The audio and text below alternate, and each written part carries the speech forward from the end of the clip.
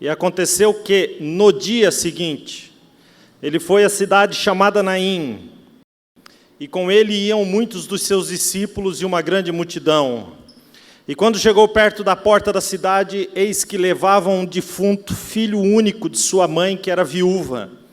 E com ela ia uma grande multidão. E vendo-a, o Senhor moveu-se de íntima compaixão por ela e disse-lhe: não chores. E chegando, tocou o esquife, e os que o levavam pararam, e disse: jovem, a ti te digo, levanta-te. E o que fora defunto assentou-se e começou a falar, e entregou-o à sua mãe. E de todos se apoderou o temor, e glorificavam a Deus, dizendo: um grande profeta se levantou entre nós, e Deus visitou o seu povo.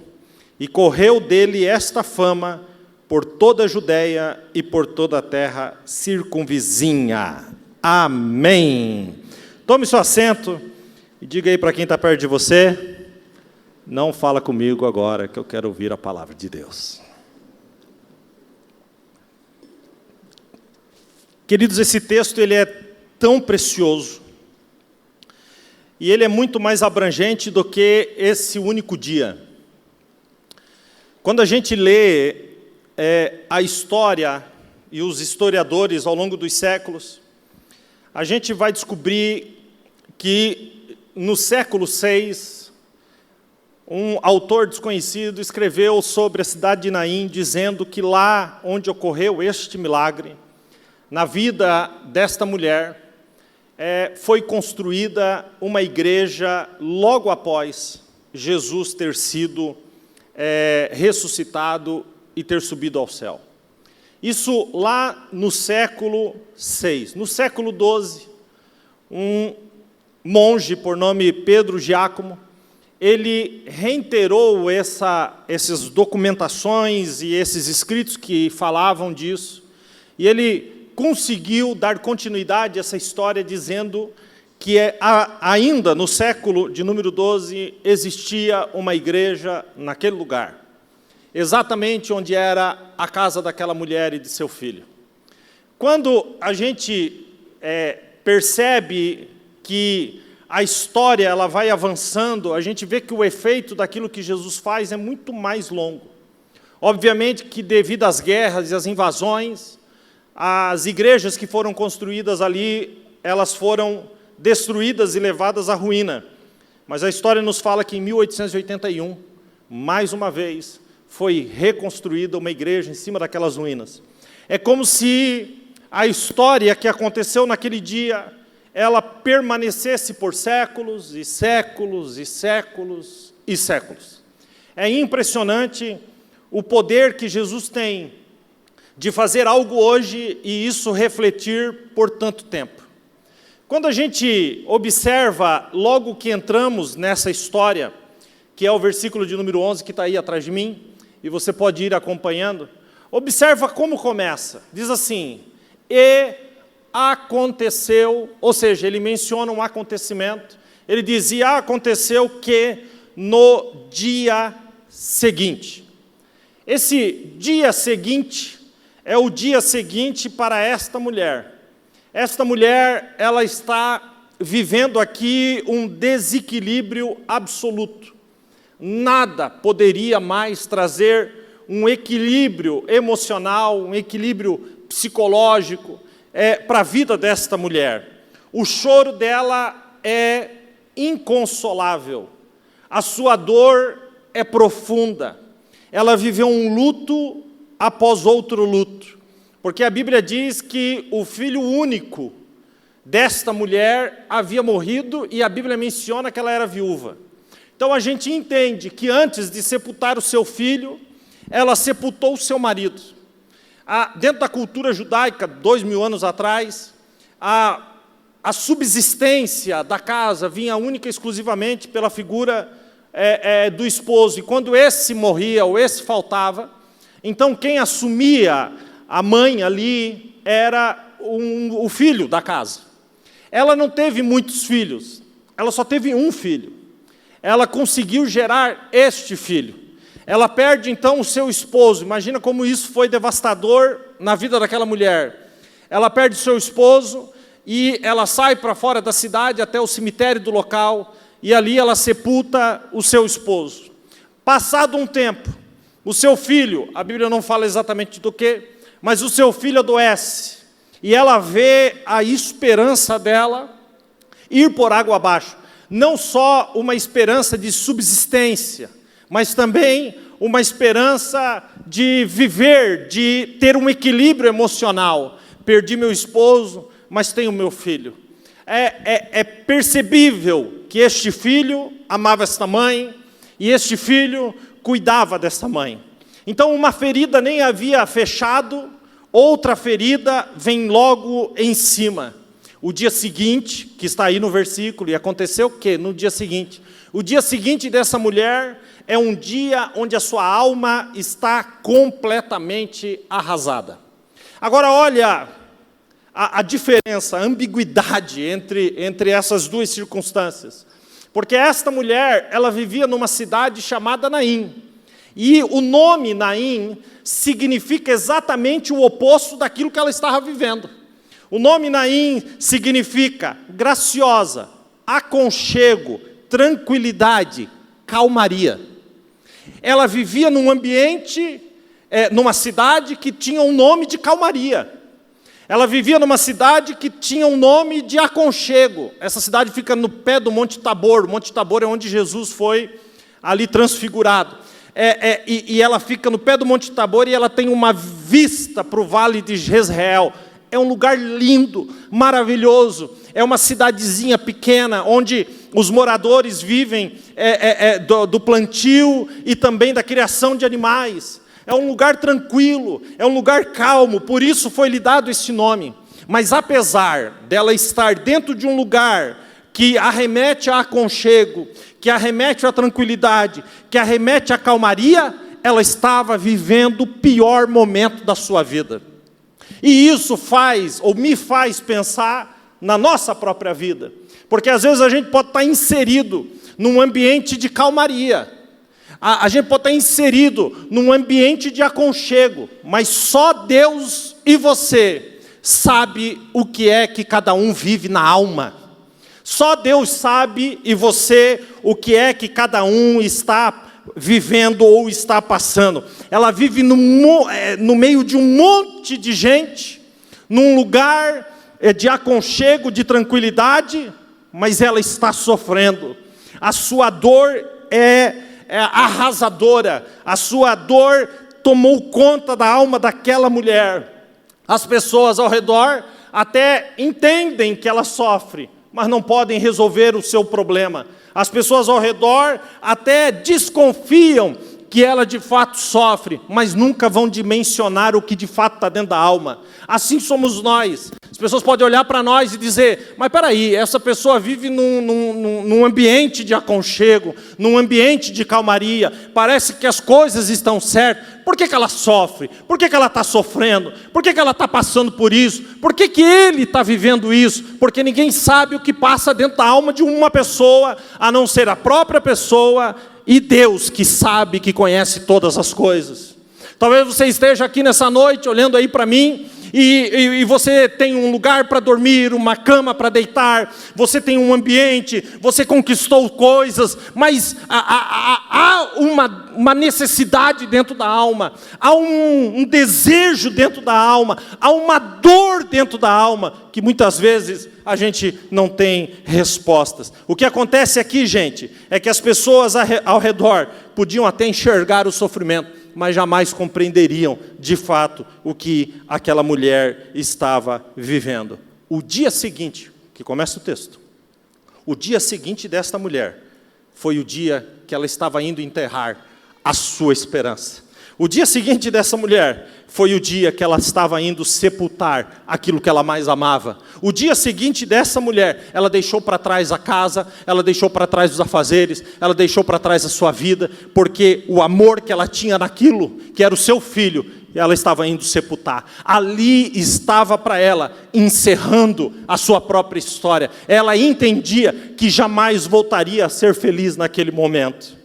Mas quando a gente olha para esse texto, e a gente diz, e aconteceu que no dia seguinte, a gente tem que perceber uma coisa, gente.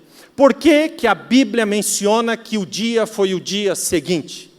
Por que que justamente nesse texto, os textos são salteados na Bíblia, e muitos terminam e começam mais para frente, lembrando que os evangelhos, que tem aí 16 capítulos como Marcos, 28 como Mateus, eles tratam de um período de 3 anos. Então, os acontecimentos são salteados, mas aqui não. Aqui o texto faz questão de mencionar o dia seguinte.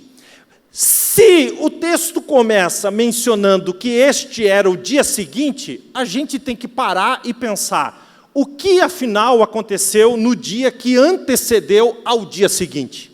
O dia seguinte, eu já falei para vocês, é o dia da desesperança, é o dia do choro, é o dia da morte, é o dia do fim, é o dia da alma angustiada, entristecida, é o dia da falta de esperança. Ok, já entendi que esse é o dia seguinte, mas qual é o dia que antecedeu o dia seguinte? Então a gente tem que nos atentar a isso, para a gente conseguir compreender esta passagem. O dia que antecedeu o dia seguinte começa nesse mesmo capítulo, no capítulo 7, no versículo 1. Olha como começa o dia que antecedeu o dia seguinte. Vamos ler juntos ali, no 3.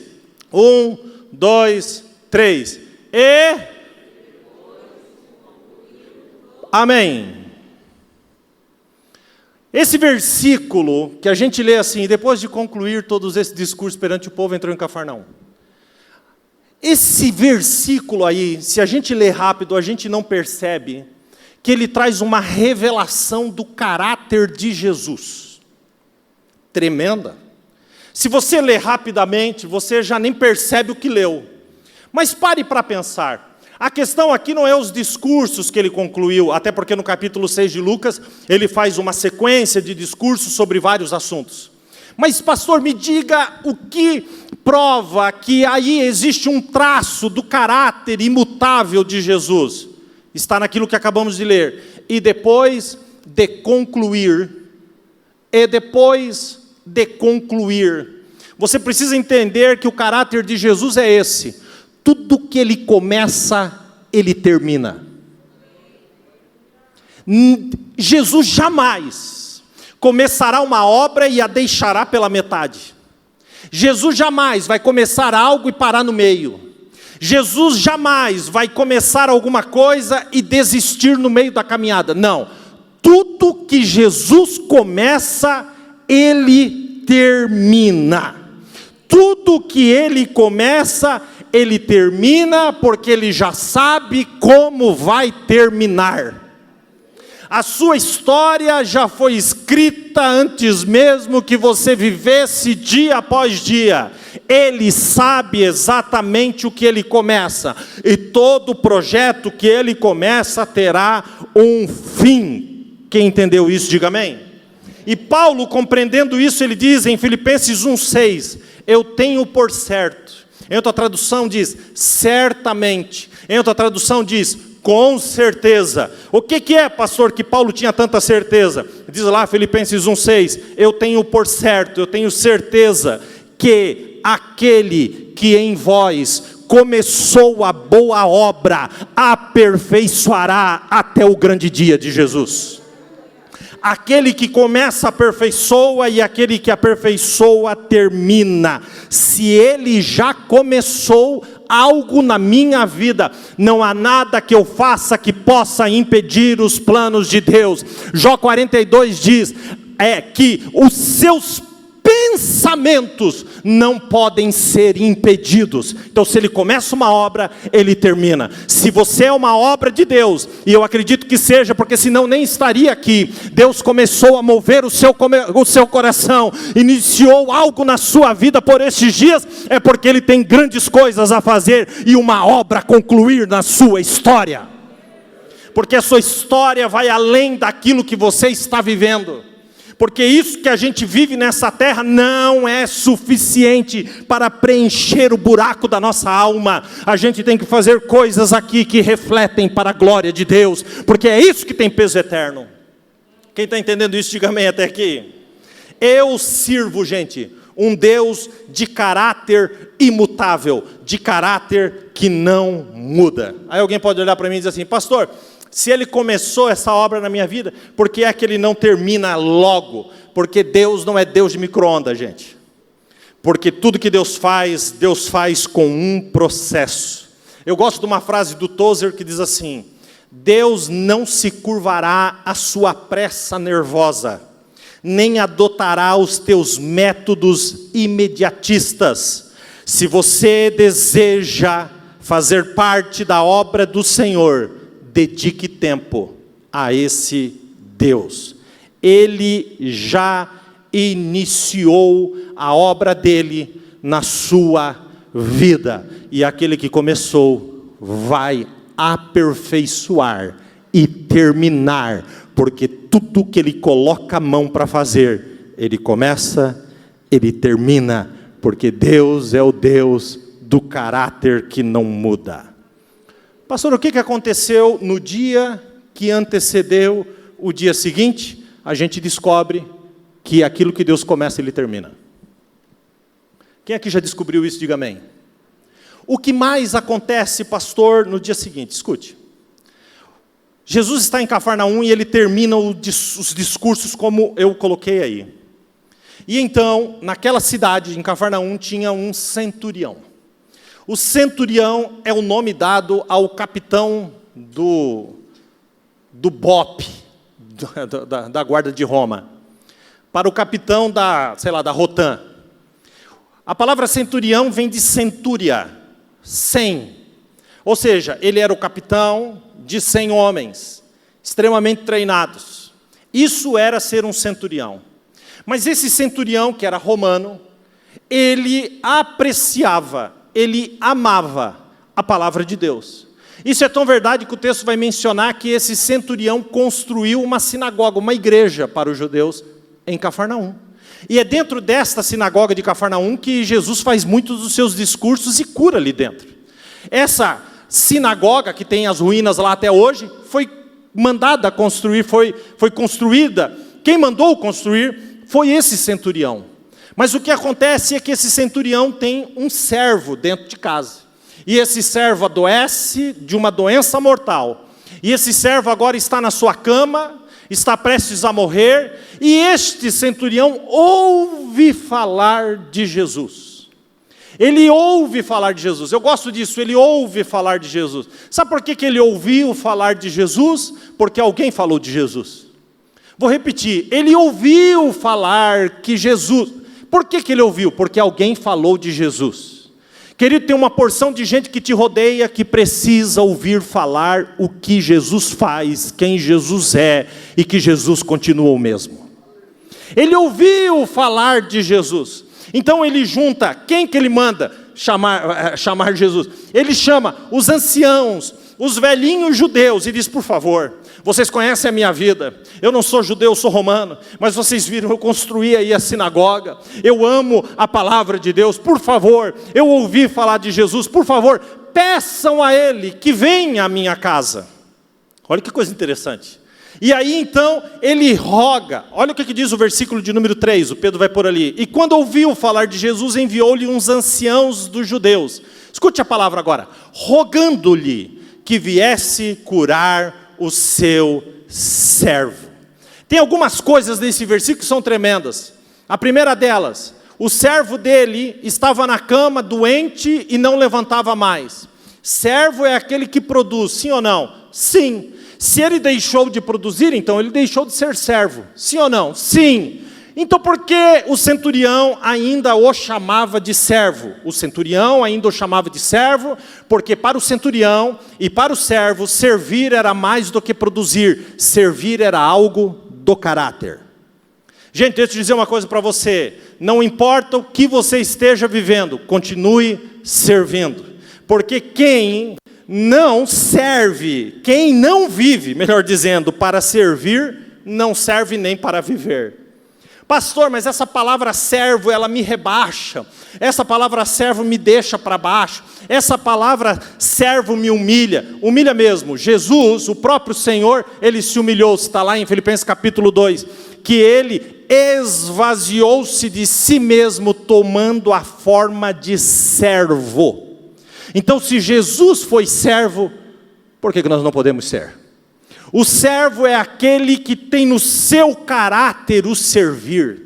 Servir na dificuldade do outro, servir na necessidade do outro, servir naquilo que o outro precisa. Este homem tinha o caráter de servo. E quem tem caráter de servo continua sendo servo até depois que morre. Se você abrir a sua Bíblia em Josué, quando Deus vai falar com Josué e Moisés já havia morrido, Deus começa falando com Josué assim: Josué, levanta-te. Moisés, vírgula, meu servo, vírgula, está morto. Ou seja, ele continuou sendo servo até depois que morreu. Servo é servir. Então, o meu servo está na cama, não produz mais nada, mas tem um caráter de servo, então continua sendo servo. Isso é o primeiro ponto desse versículo. O segundo, mostra ali, rogando-lhe que viesse curar o seu servo. Você sabe o que isso significa, gente? Essa palavra rogar, clamar com veemência, orar com intensidade. Esta é a palavra clamar, rogar. Querido, deixa eu lhe dizer, o dia que antecede o dia seguinte é o dia que a gente pode rogar. Rogar por alguém que não esteja aqui, rogar por alguém que você sente falta, rogar por algum familiar que está perdido nesse mundo, rogar por alguém que é do seu convívio. O clamor, o rogar, é uma oração sem barganha, é uma oração sem negociação, é uma oração sem pedir nada em troca.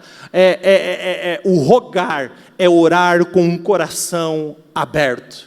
Então, o dia que antecede o dia seguinte, além de ser um dia que eu entendo que tudo que Jesus começa, Ele termina, também é um dia que eu entendo que eu posso rogar por quem quer que seja. Então não desista de orar por quem quer que seja. Não desista de orar pelo seu casamento, não desista de orar pelos seus filhos, não desista de orar pela sua casa, não desista de orar pelos teus negócios, não desista de orar pelas circunstâncias que te cercam, não desista, porque rogar é rogar a pessoa certa. Isso é tremendo. Então, o que eu aprendo, pastor, com o dia que antecede o dia seguinte? Jesus começa e termina, e eu aprendo a rogar. Terceira coisa, olha que coisa tremenda, versículo de número 3, começa assim, e Jesus, versículo 3, está aí? E quando ouviu falar de Jesus, versículo 6, não 3, 6, e foi Jesus com eles. Vamos ler junto essa frase que eu acabei de dizer, 1, 2, 3. Com eles quem? Com eles quem? Com os anciãos dos judeus, que foram mandados pelo centurião. Então, peraí, Jesus foi com eles porque eles oraram? Não, Jesus foi com eles porque outra pessoa orou. Jesus foi caminhar com eles porque eles rogaram? Não, Jesus foi caminhar com eles porque uma outra pessoa rogou. Jesus caminhou junto com eles porque eles pediram e rogaram e oraram e criam que Jesus era o Messias? Não. Jesus caminhou com eles porque outra pessoa orou. Sabe o que eu quero dizer para você? Que Jesus está caminhando com a sua família porque você está orando. Jesus está caminhando com os seus filhos porque você está orando. Jesus está caminhando com os seus parentes, por quê? Porque você está orando. Jesus está caminhando lá dentro do lugar que você trabalha, por quê? Porque você está orando. A gente ora e o Senhor caminha com eles. Quem está entendendo isso, diga glória a Deus. Jesus caminha com quem ora, porque quem ora move Jesus. Jesus caminha com eles porque tem alguém que ora. Continue orando porque Jesus caminha com quem ora. Jesus caminha com quem ora. Jesus caminha com quem ora. Jesus vai continuar caminhando com a sua família porque você ora. Jesus vai continuar caminhando com os teus filhos na escola, na faculdade, onde quer que seja, porque você ora. Jesus caminha lá no seu trabalho porque você ora. Quem entendeu isso, levante a mão junto comigo. Aponte o dedo para cima assim. E aponte para quem está perto de você e diz: vai orar, meu irmão, vai. Ora que melhora. Vai orar. Diz de novo, estou falando sério, vai orar, fala aí.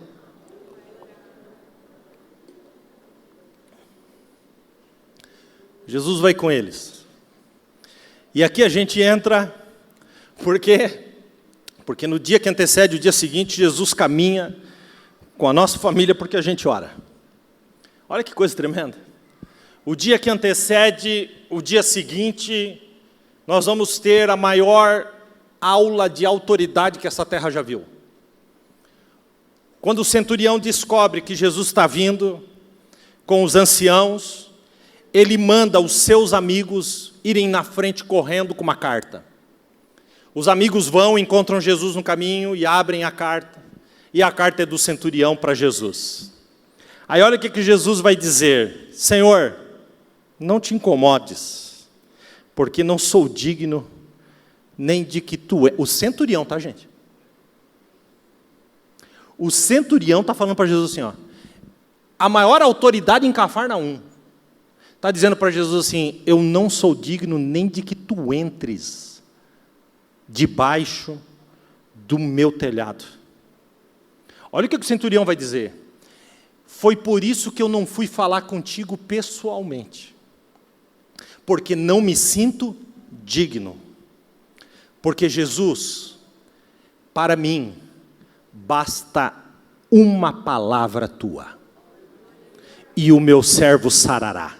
Aí ele vai dar a lição de autoridade, ele diz assim: porque eu sou sujeito à autoridade e tenho autoridade. Eu chamo um soldado meu e digo, vai, e ele vai. Eu chamo um outro e digo, faz, e ele faz. Eu chamo um servo meu e digo, vem, e ele vem. Porque eu tenho a autoridade. Mas sabe o que ele está querendo dizer com isso? Ele está dizendo assim: porém a minha autoridade tem limite. Porque a minha autoridade está baseada só naquilo que vejo. Mas a tua, Jesus, é uma autoridade sobre todas as autoridades. E se eu mando o meu soldado fazer, eu não faço. Por quê? Porque ele faz e resolve e volta, porque eu falei. Então eu sei o que é autoridade. Por isso ele está dizendo para Jesus, reconhecendo a sua autoridade, eu não sou digno de que entres debaixo do meu telhado, mas se com a autoridade que tu tens, tu liberar uma palavra só, uma única palavra sua. Por quê? Porque Jesus não tem autoridade somente na terra, Jesus tem autoridade no céu. Mateus 28:18, Jesus diz assim: é-me dado toda autoridade no céu e na terra. A autoridade está com Jesus. Então, querido, deixa eu lhe dizer uma coisa. Na sua casa, a sua autoridade tem limite. No seu trabalho, a sua autoridade tem limite. No seu casamento, a sua autoridade tem limite. E há quem esteja olhando para mim dizendo, nem autoridade eu tenho mais sobre a minha casa, nem autoridade eu tenho mais sobre os meus filhos, nem autoridade eu tenho mais sobre a minha própria vida. Por quê? Porque a sua autoridade tem limite. Mas deixa eu lhe dar algo nessa noite aqui. Basta uma palavra de Jesus. E a palavra dele entra onde a sua não entra, a autoridade dele chega onde a sua não alcança, porque Jesus é Jesus, e se ele liberar uma palavra, as portas da sua casa podem até estar fechadas, a palavra entra, porque a palavra de Jesus atravessa a parede, atravessa a janela, atravessa a porta, como o escritor aos Hebreus escreveu, porque a palavra de Deus é viva e eficaz e mais penetrante penetrante do que espada alguma de dois gumes, ela alcança até divisão da alma e do espírito, das juntas e medulas, e ela é apta para discernir a intenção do coração do homem. Esta é a palavra de Deus. Se ele liberar uma palavra, não há quem resista. Não há quem resista. Não há quem resista. O que isso significa, pastor? Que você pode estar aqui, mas Jesus está liberando uma palavra lá para sua casa. Você pode estar aqui, mas Ele está liberando uma palavra lá no seu trabalho. Você pode estar aqui, mas Jesus está liberando uma palavra sobre a sua vida. Quem acredita nisso, diga amém. Então levante a sua mão junto comigo e diga: Jesus, libera uma palavra sobre a minha casa. Diga.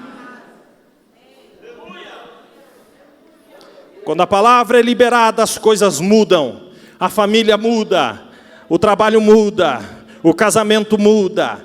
Porque o dia que antecede o dia seguinte é o dia que Jesus libera uma palavra. Oh, glória a Deus. Agora, quem que põe na minha cabeça o versículo 9? Observa o que diz o versículo 9. E ouvindo isto, Jesus, diga comigo, Tá, peraí. Isaías capítulo 9, versículo 6, quando vai falar de Jesus e do nascimento de Jesus, diz assim, Isaías 9, 6. Porque um menino nos nasceu, um filho se nos deu. Eu sempre leio esse versículo no Natal, quando eu vou pregar aqui a mensagem de Natal. Mas olha só que lindo. Porque um menino nos nasceu, um filho se nos deu. Olha agora a autoridade. O principado está sobre os seus ombros, e se chamará pelo nome de, Maravilhoso,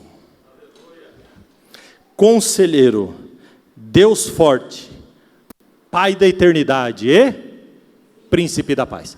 Então como que ele se chamará, pastor? Maravilhoso. Agora vamos ler o versículo de novo que está aí na sua tela. Diz assim, e ouvindo isso, Jesus... O maravilhoso maravilhou-se.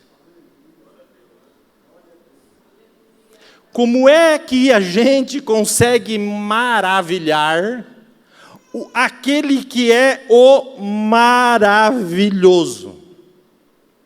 Como isso é possível? O que fez o maravilhoso se maravilhar? Eu te respondo, a fé deste homem. Ele olhou para Jesus e Jesus diz, nem em Israel tenho achado tanta fé. Sabe por que diz tenho achado tanta fé? Porque Jesus procura quem tem fé. Porque Jesus tem uma porção de bênçãos para derramar sobre a vida daqueles que têm fé. Então ele anda para cima e para baixo. Quem tem fé aqui para receber? Quem tem fé aqui para receber? Quem tem fé aqui para receber? Ele procura.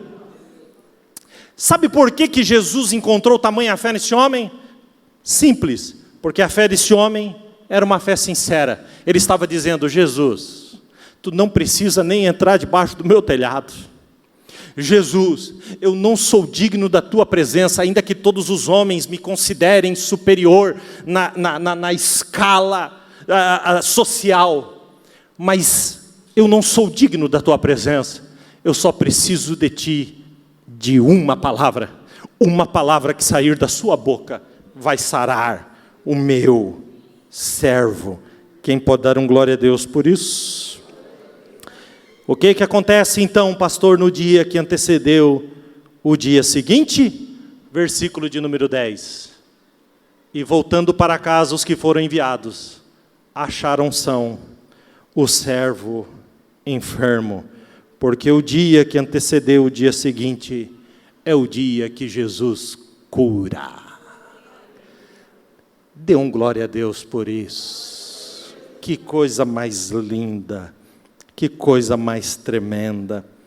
Queridos, por que então que o texto vai mencionar o dia seguinte, que é o dia da crise? Porque a gente é assim. No dia da crise, a gente esquece o que Jesus fez no dia de ontem. É por isso que o texto começa dizendo, gente, isso que vai acontecer aqui é terrível.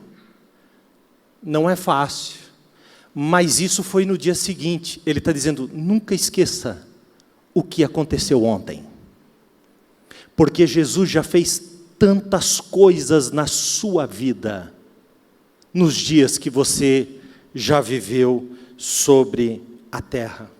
Mas a impressão que temos é que aquilo que já vivemos com Deus não é suficiente para fundamentar a nossa fé hoje. Eu sei que alguém pode estar aqui nessa noite olhando para mim e dizendo, você não tem ideia do que é que eu estou passando hoje. Mas eu quero lhe dizer, você não tem ideia do que Deus já fez até ontem. Porque Deus continua fazendo. Hebreus 13:8, Jesus é o mesmo ontem, hoje e eternamente. Ele curou ontem, Ele pode curar hoje.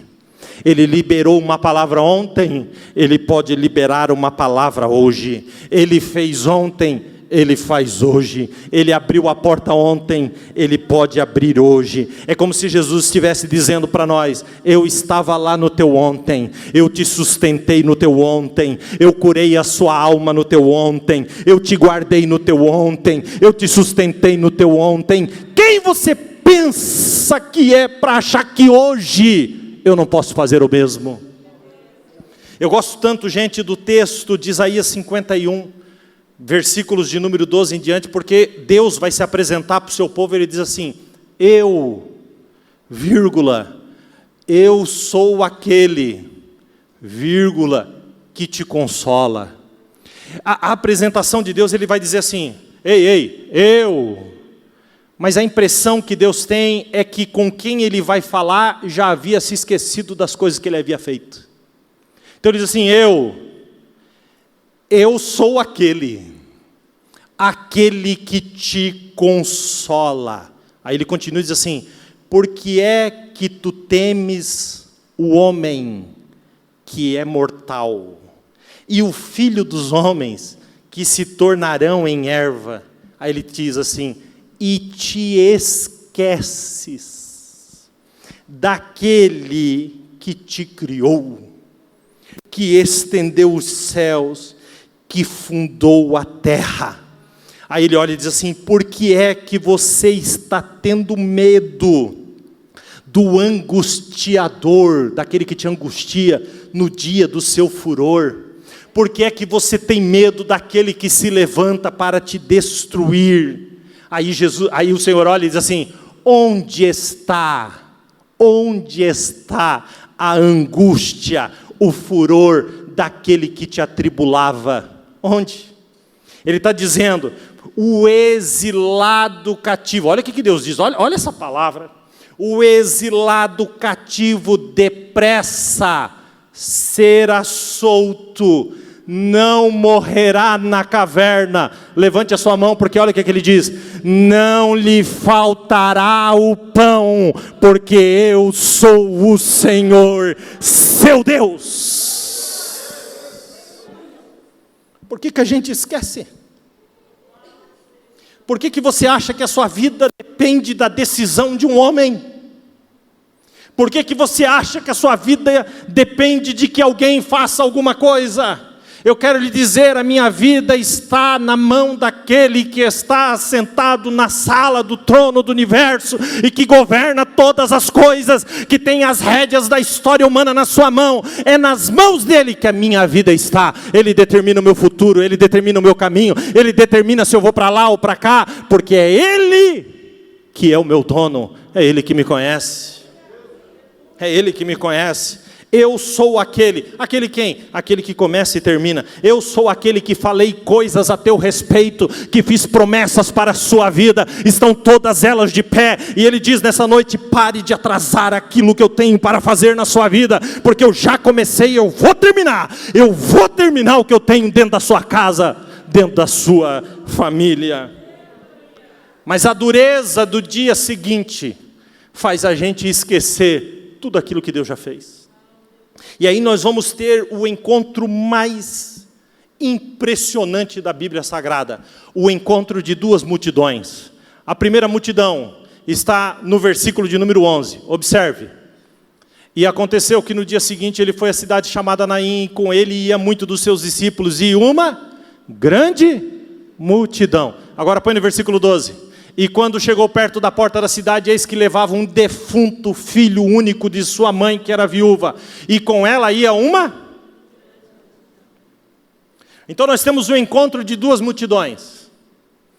Do lado de cá, uma multidão que caminha com Jesus. Quem caminha com Jesus vê Jesus fazendo milagre. Quem caminha com Jesus é sustentado por Jesus. Quem caminha com Jesus vê o coxo andar, vê o mudo falar, vê o surdo ouvir, vê o paralítico saltar. Quem caminha com Jesus vê as obras de Deus, porque Jesus é Deus. Quem caminha com Jesus ouve a pregação do reino de Deus. Quem caminha com Jesus tem esperança. Na multidão de cá, está vindo uma multidão, levando dentro de um caixão o filho único de uma mãe que já é viúva. Essa multidão se alimenta da dor do próximo, essa multidão chora desgraça, essa multidão está desesperada com os acontecimentos, essa multidão perdeu totalmente a esperança, essa multidão não tem mais coragem. São duas multidões, e elas vão se encontrar.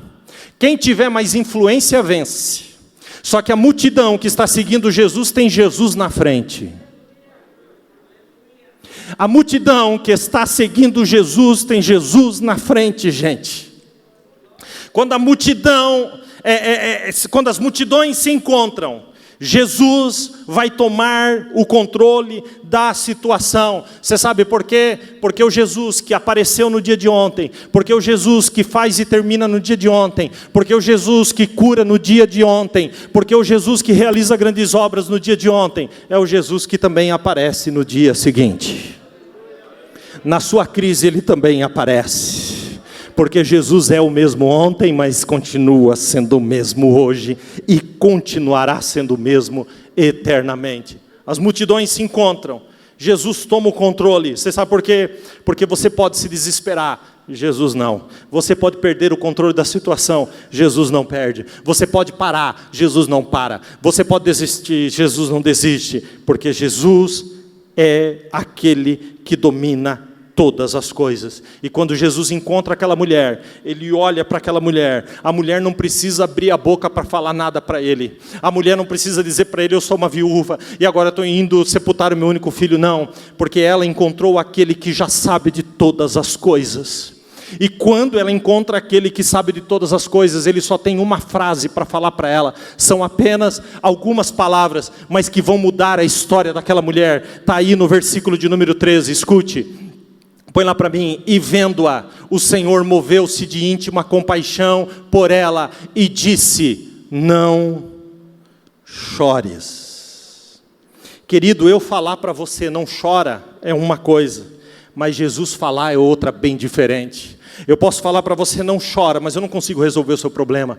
Eu posso falar para você não chora, mas eu não consigo tirar a sua dor. Mas quando Jesus diz não chores, Ele é aquele que tem toda a autoridade. Porque a autoridade de ontem continua com Ele hoje, continua com Ele eternamente.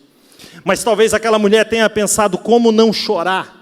Como não chorar? O que eu amava morreu, o meu sonho morreu. Talvez alguém esteja dizendo: a minha família está morrendo, o meu casamento está morrendo, os meus relacionamentos estão morrendo, as minhas expectativas estão morrendo. Mas o que Jesus faz? Eu acredito nisso, que Jesus olha para ela e diz assim: não chores. Eu posso tocar no esquife. Esquife é um tecido com duas varas, uma espécie de caixão daquela época. É como se ele dissesse: eu posso tocar no caixão, eu posso tocar naquilo que está morto, eu posso tocar na esperança sua que já morreu, eu posso tocar na coragem que você tinha e já morreu, eu posso tocar. Alguém grita: não toca, porque se está morto é imundo, e judeu não toca em morto para não se tornar imundo, mas aquele que vai tocar, aquele que toca no imundo se torna mais imundo. Mas quem vai tocar no imundo não é um imundo, quem vai tocar no imundo é o Senhor dos senhores, o Rei dos reis, o Santo dos santos, o puro dos puros. E quando o puro toca no impuro, a pureza do puro traz vida para o impuro. Posso tocar no esquife, está morto, já cheira mal, Será que nós não somos assim, gente? Carregamos para lá e para cá coisas que morreram na nossa vida, que causam angústia na nossa vida. Carregamos angústias para lá, trazemos mágoas para cá, trazemos tristezas para o outro lado, levamos decepções nas costas, rancores. Alguém grita, nem Jesus toca nisso, porque isso já cheira mal. Se toca num determinado assunto, você imediatamente se enfurece, mas mesmo assim Jesus toca. Jesus pergunta: posso tocar? Posso tocar? Eu só preciso tocar. E quantos de nós trazem pesos mortos, angústias, tristezas e mortes da alma para dentro de cultos como esse? E quando Jesus fala, Jesus para, Jesus diz: para de chorar. Mas quando Jesus diz: eu vou tocar, você diz: não, eu vou levar de volta para carregar mais uma semana, eu vou levar de volta para carregar mais um mês. Eu quero essa mágoa, eu me alimento desse rancor, eu quero viver com isso. Mas Jesus, gente, entrou aqui nessa noite e está dizendo: hoje eu vou tocar. Quando Jesus toca, tudo para.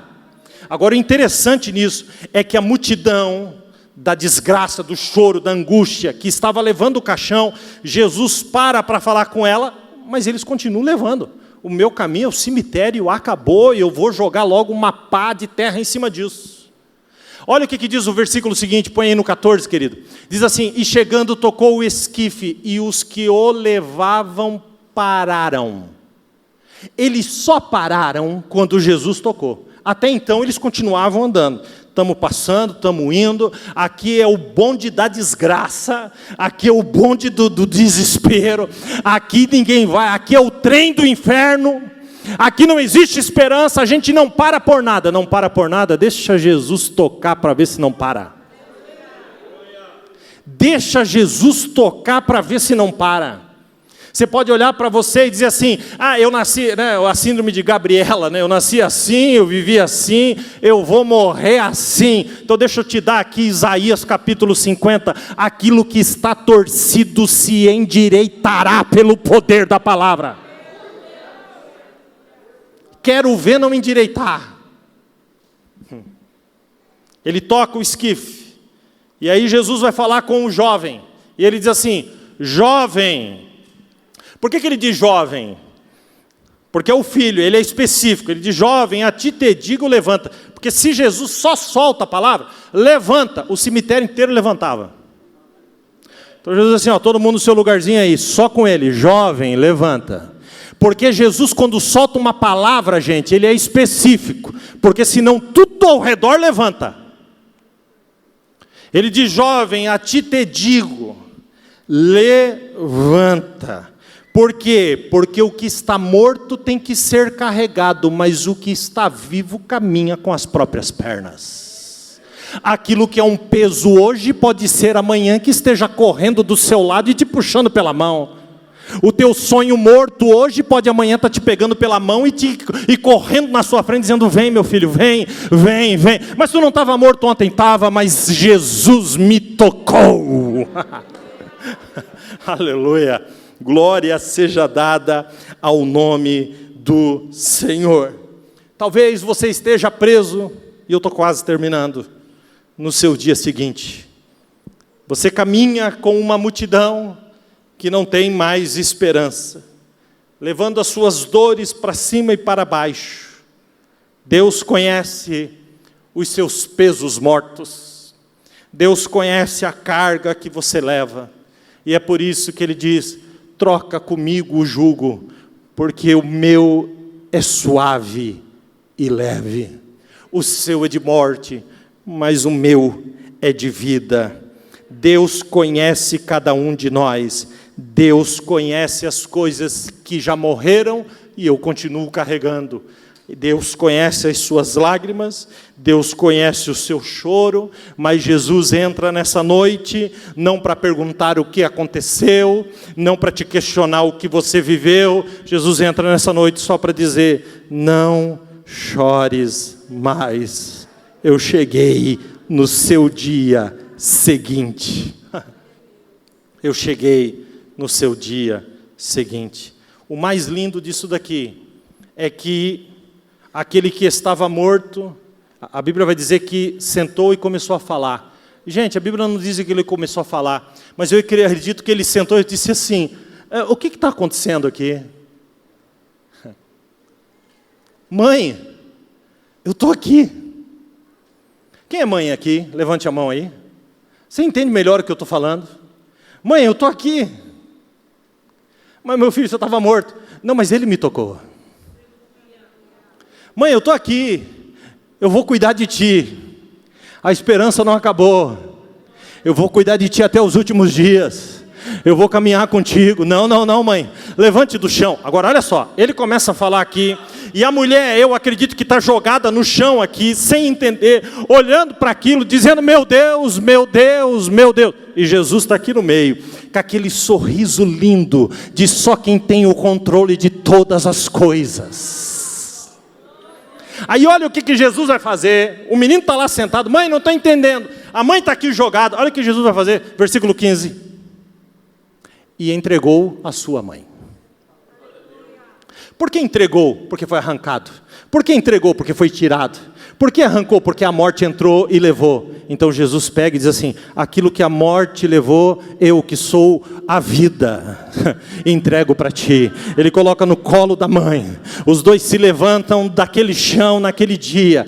E a multidão, pastor, e a multidão da desgraça, e a multidão daqueles que acompanhavam, a multidão, Senhor, como ficou? Porque tinha a multidão da esperança e a multidão da desesperança. Sabe o que aconteceu? Porque só Jesus faz isso. A multidão da esperança e a multidão da desesperança virou uma multidão só.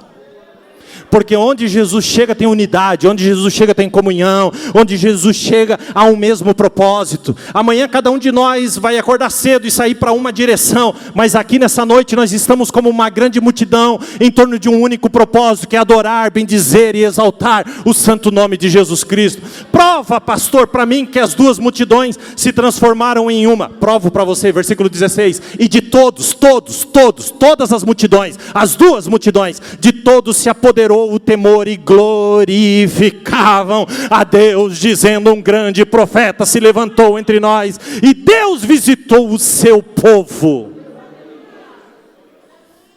Porque quando o milagre chega na sua casa e na sua vida, até a multidão que caminhava contigo vai mudar e agora vai começar a glorificar a Deus. Não, realmente Deus visitou o seu povo, realmente Deus entrou naquela casa, realmente Deus entrou naquela família. Eu vou terminar, mas eu vou terminar exatamente por onde eu comecei. Eu comecei dizendo que a história nos prova que a casa daquela mulher se transformou em uma igreja. A história nos prova que a casa daquela mulher, século após século, a igreja era levantada ali, naquele mesmo lugar. O que tu quer dizer com isso, pastor? Que o alvo nessa noite não é só o que você está carregando, que está morto e precisa viver. O alvo é a sua casa. O milagre foi feito por ele, na vida dela, mas alcançou a sua casa. Porque a minha casa pode ser uma extensão da igreja. Eu fico imaginando a cena dela abraçada ao seu filho, voltando para dentro da cidade. Atrás, as multidões se juntaram para glorificar a Deus, e clamavam e diziam: Deus visitou o seu povo. Lá ia ela, lá ia o seu filho com ela. Para trás dela, o cemitério. Para frente, a sua casa. Ela entra com seu filho naquele dia dentro da sua casa. Eu imagino que a conversa foi essa: filho. Ô filho, diga minha mãe, a partir de hoje, a nossa casa será uma igreja, meu filho. O filho diz: será mesmo, mãe? Não dá para fazer diferente da nossa casa o que aconteceu lá quando ele me tocou. A partir de hoje, a nossa casa será uma igreja. Mãe, o que é que tem numa igreja? Numa igreja a gente adora a Deus. Numa igreja a gente ora. Numa igreja a gente levanta a mão, numa igreja a gente agradece ao Senhor.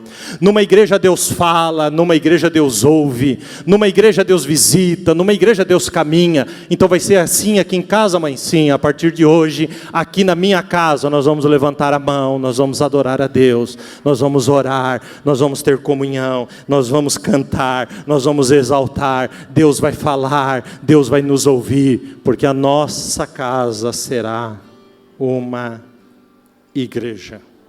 O milagre foi feito por Deus na vida daquela mulher, mas a sua casa foi alcançada. Eu quero muito fazer uma oração e eu quero que você se coloque de pé.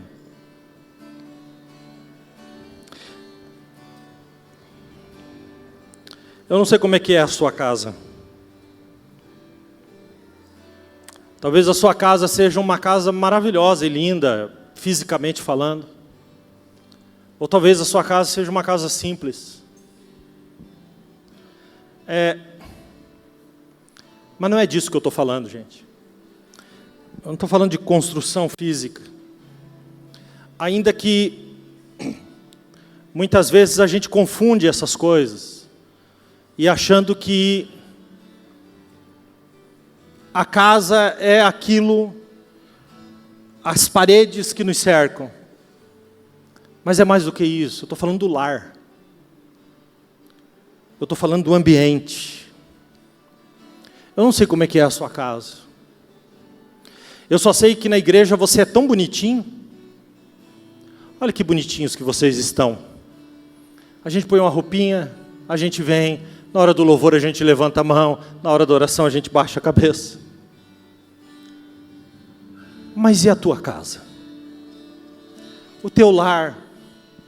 Talvez alguém olhe para você e diz assim, eu não entendo o que você reclama, olha o que você tem.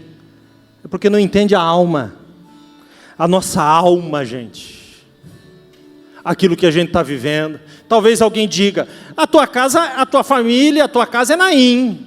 Lugar de aconchego, lugar de calmaria. A gente olha daqui, sim. Mas você não sabe o que está acontecendo comigo lá dentro da calmaria. Dentro da calmaria eu estou sendo tempestade. Dentro do aconchego eu estou sendo aquele que perturba. Eu quero controlar as coisas, mas não consigo. Pastor, me dá uma receita, só uma receita. Só uma receita. Eu não vou dar receita nenhuma para você. Eu só vou falar o que Jesus disse. Posso tocar aí? É Jesus que resolve. Posso tocar? Ou você vai querer levar lá para sua casa de novo o que está morto aí? Eu posso tocar? Porque se eu toco, ressuscita. Posso tocar? Muitos de nós aqui, inclusive eu, quantas vezes recebi livramentos de morte? Quem recebeu aqui nitidamente, porque tem aqueles que a gente não sabe. Quem aqui já recebeu um livramento de morte, ou na estrada, ou por uma enfermidade? Levante a mão. Querido, o Senhor está dizendo, quantos livramentos, mas você não deixa eu tocar, deixa eu tocar. Quantas coisas eu já fiz no dia de ontem, mas você está desesperado com o dia seguinte. Ei, eu estou aqui no dia seguinte dizendo, para de chorar, porque eu quero tocar. Você pode ir para sua casa e inundar o teu travesseiro de lágrimas. Leva o teu choro para a tua casa. E quando digo choro de angústia. Choro de tristeza. Leva e continue chorando com as coisas que estão mortas aí. Ou, ouça o que Jesus está dizendo. Para de chorar. Eu vim aqui para tocar. Eu vim aqui para tocar. Eu vim aqui para tocar. E se Ele toca, amanhã, quem te cerca vai dizer assim, meu Deus, o que aconteceu ali? Deus visitou aquela casa. Deus visitou o seu povo. Deus visitou aquele casamento. Deus visitou aquela vida. Deus visitou aqueles filhos. Querido, deixa Ele tocar. Porque o toque dEle é suficiente para mudar todas as coisas. Eu estou muito feliz porque vocês sabem que eu peguei o Covid há um mês e meio atrás, e quase já. Um mês atrás. E, gente, eu passei mal de verdade. E quando eu passei mal de verdade, eu disse: Senhor, eu estou nas tuas mãos. Faz o que tu quiser.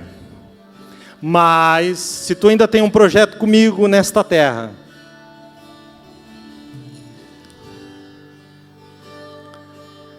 eu vou continuar pregando muito mais do que eu pregava, amando muito mais do que eu amava. Vejo tu em todas as coisas, e essa é uma oportunidade para mim. Onde eu estou, gente? Eu estou aqui falando para você: deixa Ele tocar. Eu sei quem Ele é. Eu sei do que Ele é capaz. Eu conheço o Jesus que eu prego, com todas as forças do meu corpo, com toda a energia da minha alma. Eu conheço Jesus. Deixa Ele tocar. Deixa Ele tocar. A sua consciência está gritando: não, porque já cheira mal. Não, porque já morreu. Não, porque não tem mais esperança. Não, não, não. Mas quando Jesus chega, a autoridade é estabelecida. O inferno vai abaixo, o inimigo foge. E Jesus diz: eu libero uma palavra hoje sobre você, sobre a sua casa e sobre a sua família. Porque Jesus é Jesus, Jesus é lindo, Jesus é maravilhoso, Jesus é grandioso, Jesus é exaltado.